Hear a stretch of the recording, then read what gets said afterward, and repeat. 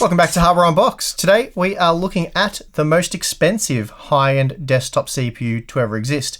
Actually, I don't even need to say high-end desktop CPU. It's just the most expensive desktop CPU to ever exist.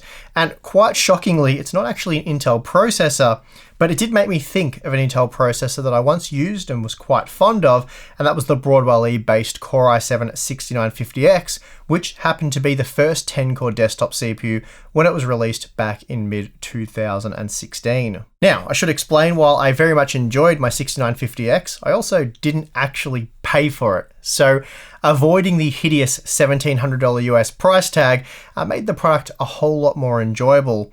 And the new $1,700 US price point really was a sharp stick in the eye for consumers, especially at the time, because Intel basically just tacked on an extra 2 cores from the previous 2-year-old 5960X and then jacked the price up by 75%. So 25% more cores for a massive 75% increase in price. By the time they released their next 10-core part, all bets were off as AMD finally got their act together and had begun kicking goals with their Zen architecture. And some very stiff competition from the first generation of Threadripper parts saw the 10-core Core i7-7900X released at $1,000, then refreshed again as the 9900X at $1,000, and now it's a $600 part, refreshed once again as the 10900X. And perhaps the most shocking part of all is, many would argue that at $600, the 10-core part is overpriced, and I'd say they're right. Anyway, I guess the point I'm trying to make is, just 4 years ago, the best any high-end desktop platform had to offer was a $1,700 10-core processor that could run all its cores at 3.4 GHz out of the box. Today, AMD's kind of smashing that. They're releasing a CPU with almost 6.5 times more cores than the 6950X, though it does cost almost 2.5 times more. Meanwhile, Intel is rumored to be scrambling to release a 22-core HEDT part, but I seriously doubt they'll even bother at this point. Hell, you can't even buy their current 18-core model, so I'm not sure what the point is releasing a model with 4 more cores that's more costly to make, and yeah, again, you probably won't be able to buy it.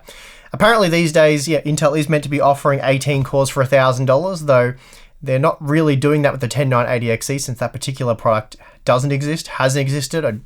Not sure how many of you have been able to buy that part, but it's out of stock everywhere I've looked, and that's been the case pretty much since, well, day one reviews.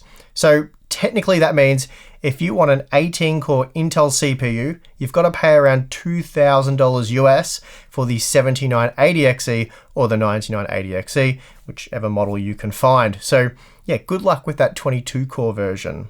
But what this does mean is, sadly, with no competition from Intel in this space, AMD can get away with charging quite the premium.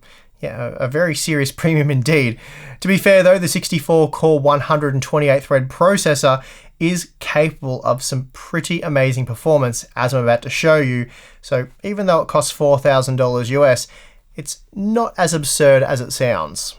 So let's talk a little bit about the Threadripper 3990X before jumping into the blue bar graphs. As I've said, this is a 64-core, 128-thread Zen 2-based processor. It comprises of 8 8-core chiplets, or core complex dies, built using TSMC's 7nm process. There's also an input-output die using GlobalFoundries' 12nm process, and if we combine all the transistors from all of those dies, that lands us at a staggering and quite frankly incomprehensible 39.5 billion transistors. And the jaw-dropping numbers just keep coming as we dig further into the specs. It packs 256 megabytes of L3 cache with 32 megabytes of L2 cache, and depending on the workload, the cores clock at between 2.9 and 4.3 gigahertz, and this allows the CPU to keep within a 280 watt TDP.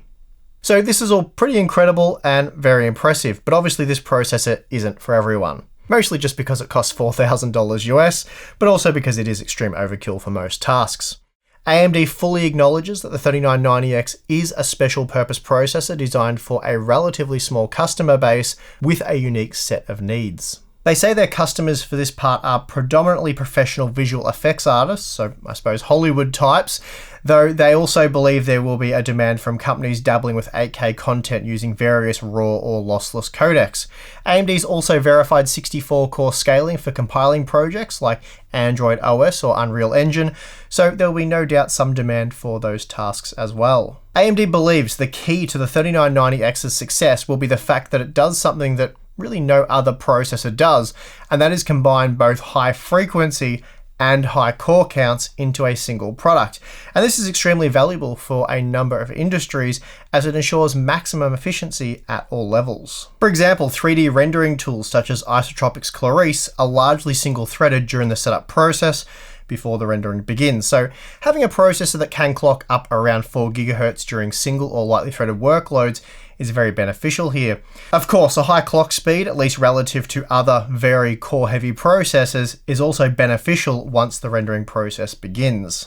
There really is a lot more to discuss, but I feel at this point you really just want to see the benchmark results. So let's get on with that, and I'll talk more about the 3990X and who it's designed for and all that stuff a bit later on in the video. For testing the Ryzen 9 3950X, 3900X, and Ryzen 7 3800X, the Gigabyte X570 Aorus Extreme was used. Then we have the MSI X3990 Creator for the 2nd Gen Threadripper 3990WX, 2950X, and 2920X. Then for the new 3rd Gen Threadripper 3990X, 3970X, and 3960X, the Gigabyte TRX 40 Aorus Extreme was used. Also, all AMD Ryzen configurations were cooled using a custom Corsair Hydro X loop with a 360mm rad. All have been tested using 32GB of Corsair's Dominator Platinum RGB DDR4 3200CL14 memory. I realise performance in some workloads might be higher with something like DDR4 3600 memory, but for an apples-to-apples comparison, all platforms have been tested with the same spec memory. As for Intel, the Intel Cascade Lake X Core i9 10980XE and Skylake X Core i9 9920X were tested on the Gigabyte X299 Aorus Gaming 9, also using a Corsair Hydro X loop with a 360mm rad. Then the mainstream 8th to 9th Gen Intel Core processors were benchmarked on the Gigabyte Z390 Aorus Ultra using the same DDR4 3200CL14 memory, but they were cooled using the Corsair Hydro Series H115i RGB Platinum 280mm all-in-one liquid cooler. Please note the Intel CPUs are not in any way TDP restricted, as that's not the out-of-the-box experience, so we're showing the absolute best case scenario for out-of-the-box performance. Also, please note this cooler in no way restricts performance, so you are seeing maximum performance from the Intel CPUs. Finally, the graphics card of choice was the MSI Trio GeForce RTX 2080 Ti. Okay, I think that covers everything. Let's get into the benchmark results. Before we jump right to the graphs, here's a quick look at the 3990X's boost behavior when running the Cinebench R20 multi-core benchmark. Here we can see in the initialization phase, it boosts to around 4.2 GHz, and then the moment all cores are fired up and active, that frequency drops to 3.15 GHz or thereabouts, and after 10 minutes of looping through this test, that was the frequency it sustained. Running the Gooseberry workload through the latest version of Blender was quite interesting. Again, during the setup phase, we were seeing a single core frequency of up to 4.28 GHz, and then once the workload began, we saw an all-core frequency of 3.5 GHz, which by the end of the test dropped down and remained at 3.3 GHz. So about 150 MHz higher than what we saw in running Cinebench. First up, we have the Cinebench R20 scores, and oh bother, I have the same issue as AMD. The score's so big it just won't fit on a single screen. Wait, I think we can actually fix that without getting two more displays. Hang on a moment. Almost getting there. Yep, there we go. Silly AMD. All they had to do was change the horizontal axis. I guess I'll have to email Lisa Sue so they know this for next time. Okay, so we're looking at a score of over 24,000 points here, making the 3990X a whopping 45% faster than the 3970X and 80% faster than the 3960X. If you want to compare it with Intel's best, it's 181% faster, so 4 times more expensive for almost 3 times the performance in this application. When it comes to single core performance, the 3990X is still very sprightly for a 64 core processor, producing a score of 494 points, which is comparable to the Core i9 10980XE, the Ryzen 7 3800X, and even the Core i9 9900K. Now, these 7-zip compression results are very important because this is where the 2990WX fell apart, like completely fell apart. Basically, the 2nd gen 32-core processor was 40% slower than the 16-core version, and this was due to the architectural design limitation that made it a poor choice for memory-sensitive applications. Now, the I/O die featured in the 3rd gen design overcomes this issue, and we first saw this displayed with the 3970X. AMD is once again proving just how highly scalable this design is with the 3990X. Here it was 33% faster than the 3970X and almost 100% faster than Intel's Core i9-10980XE. Typically, it's decompression performance where Ryzen shines, and while the 3990X is still fast here, it is a little slower than the 3970X. The reason for this being that it's just not fully utilized, and this was less of an issue for the compression test, which didn't take full advantage of SMT support. At most, 7-zip was using 73% of the 3990X, so this gives the higher clocked 3970X a slight performance advantage, but certainly nothing disastrous here. Moving on to Adobe Premiere, and this is another application where the 2990WX was a complete train wreck. The new 3990X though, that hangs in there really well despite very poor CPU utilization with this program. It managed to match the 3960X, taking just 424 seconds, and that made it the 2nd fastest desktop CPU we've tested in Premiere. It does fare a little worse in the Puget Systems export test. Here the 3970X was 16% faster, so obviously the 3990X isn't a great value choice for Premiere users.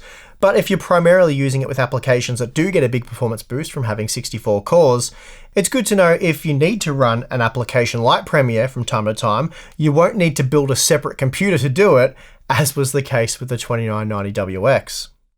Playback performance was solid. Again, it's a little bit down on the 24 and 32 core models, but nothing alarming here. The 3990X simply dominates in V-Ray, even more so than it did in Cinebench, this time beating the 32-core 3970X by a 63% margin, and that meant it was 165% faster than the 10980XE. I mean, what more can you say really? For these rendering applications, the 3990X is everything AMD promised it would be. Here we have the Corona benchmark, which takes almost 2 minutes to complete with something like a Ryzen 7 3800X. Here though, it took just 18 seconds using the Threadripper 3990X. And that meant the 64-core processor took 47% less time to complete this test when compared with the 3970X. Here we see the 3990X completed the Blender Open Data benchmark in just under 3 minutes, which is completely insane. This test has traditionally taken quite some time to complete, even with previous flagship HEDT parts. For example, the 2990WX did really well here, yet it took a little over 6 minutes to complete, whereas Intel's Core i9-10980XE took roughly 9 minutes, and that meant the 3990X was a little over 3 times faster. Alright, so PovRay was a last-minute addition to this review, and I added it because this is a good example of a program that only supports up to 64 threads, at least the current public release does. AMD submitted updated code that allows PovRay to scale above 64 threads and fully utilize the 3990X. And they've provided us with the updated executable. Here we can see with the current 64 thread limit, the 3990X is only able to match the 3970X, but using the update, which should be publicly available soon, the 64 core processor will receive an almost 70% performance boost. Okay, so let's take a look at total system power consumption. We know that all 3 3rd gen Threadripper parts feature a 280 watt TDP, so power consumption should be pretty similar. And here we see that it is. Due to a binning process and a reduction in clock speed / voltages, the 3990X really doesn't consume much more power than the 32-core version, pushing total system usage just 3% higher, which is pretty remarkable given we often saw well over a 50% increase in performance when fully utilized.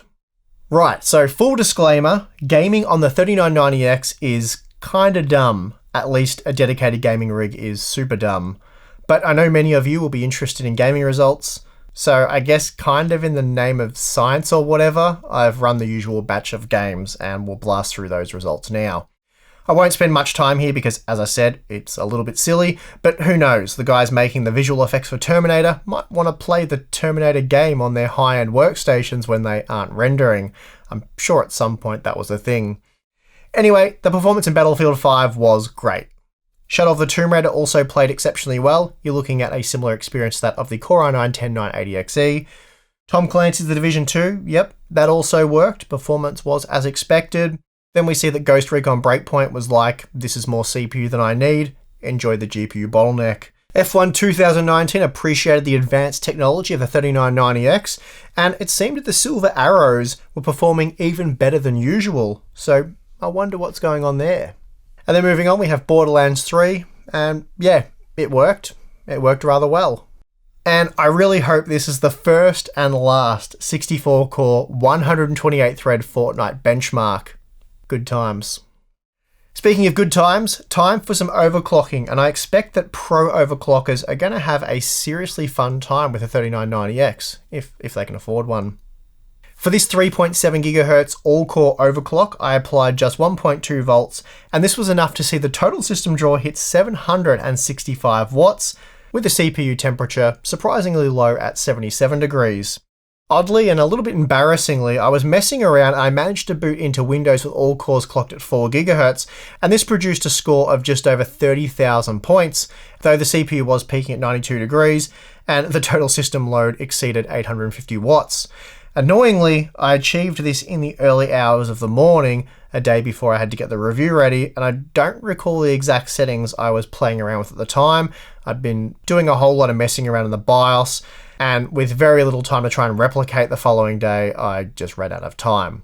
So using 1.2 volts, 3.7 GHz was the best I could do while properly collecting all my data.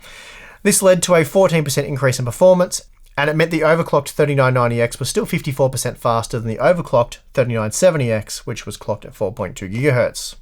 For measuring thermal performance, I ran an hour-long Blender stress test in a 21-degree room using a range of cooling devices. Basically, we ended up with the same results as the 3970X, which I suppose isn't hugely surprising given the power consumption is quite similar. Basically, each CCD will be drawing less power and therefore generating less heat, but there are twice as many of them, so you end up with a very similar outcome.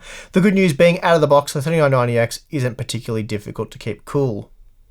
Well, there you have it. The Threadripper 3990X is a beast. I'm sure that's going to surprise a good many of you. Right now though, nothing comes close to offering the same level of performance. It's completely unchallenged and really does redefine the HEDT space. I was relieved to find that the 3990X has no real weaknesses. For example, when underutilized, performance was still strong and comparable to that of the lower core count parts, such as the 3970 and 3960X. Like the 2990WX, the 3990X is a superstar for rendering tasks, but unlike the 2990WX, it still performs well when not fully utilized or faced with memory or latency sensitive workloads.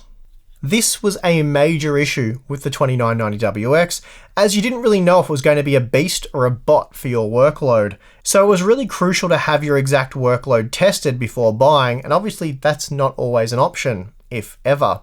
With the 3990X though, it is a much safer purchase. Basically, if your application can use the cores, the 3990X will deliver the goods. And even if your application/workload can't quite fully utilize the 3990X, the performance is really about as good as it gets. Now, at this point, you might be wondering where our usual price versus performance graphs are, but for this one, I'm just not going to bother with them. The 3990X isn't about price to performance. Rather, the idea here is to offer the absolute best performance period for core heavy workloads. It's a little bit like how we only recommend the Core i9-9900K for gamers with extreme setups, consisting of something like an RTX 2080 Ti, for example. And it's also a bit like how we only recommend the RTX 2080 Ti for extreme 4K gaming with an uber expensive monitor. The 3990X though, it is more significant than either the 9900K or 2080 Ti. It's not just a little bit faster than the next best thing, it's a hell of a lot faster. Now, I've talked a bit about who AMD's targeting with this massive 64-core 128-thread processor, professional visual effects artists for example, but it's not just any VFX guys that the 3990X is designed for, it's for VFX guys that have projects that take 1 or 2 days to render using a more traditional HEDT part. For example, whereas the 2990WX might take 24 hours to complete a render, the 3990X could reduce the completion time to just 15 hours. So saving that kind of time per project is well worth paying the 3990X's asking price. On the other hand, for those with projects that take mere hours to render, AMD recommends checking out the 3960X or 3970X as they're going to be a much more appropriate choice for such workloads. I myself would look at purchasing either the 3960X or 3970X for the content creation work I do, and right now I am actually using the 3960X, and I've got to say, it's bloody amazing. Previously, I was using the Threadripper 3990X, and then for a brief 2-month period before transitioning to 3rd gen Threadripper, I tried out the Core i9 9900K, again in my editing rig, which I use with Premiere. The upgrade from the 9900K to the 3960X was nothing short of significant. And while the Threadripper part does cost significantly more, it also allows me to do much more. For example, with the Core i9 processor, I could apply the warp stabilizer effect to about 8 B-roll clips simultaneously. Any more than that, it would cause the system to slow right down to a crawl, and it would often crash, which is obviously a major problem. With the 3960X, I can warp stabilize all the B-roll in a 10 to 15 minute video. That's about 20 to 30 clips. All of them can be done at the same time. This speeds things up massively, and it allows me to do something else like create a thumbnail in Photoshop, and I can do that without noticing any real slowdown. It's quite phenomenal really, and it does massively speed up my workflow. So I see the 3990X doing much the same for visual effects artists, software developers compiling projects, and really anyone else who can make use of a 64-core, 128-threaded processor. Overall, an incredible product from AMD, and while very exciting for professionals right now, it's also paving the way for more affordable core-heavy desktop processors in the future. So that's obviously something that we can all get quite excited about. But anyway, that is going to do it for this one. I hope you enjoyed this video. If you did, like, subscribe, do the YouTube stuff. And if you appreciate the work we do at Unboxed and you'd like to become more involved with the channel and join the Hardware Unboxed team, then jump over to our Patreon account. You can do that, get access to our Discord chat, monthly live stream, and a few other cool things like that. But anyway, that's really going to do it for this one. I'm your host, Steve, and I'll see you again next time.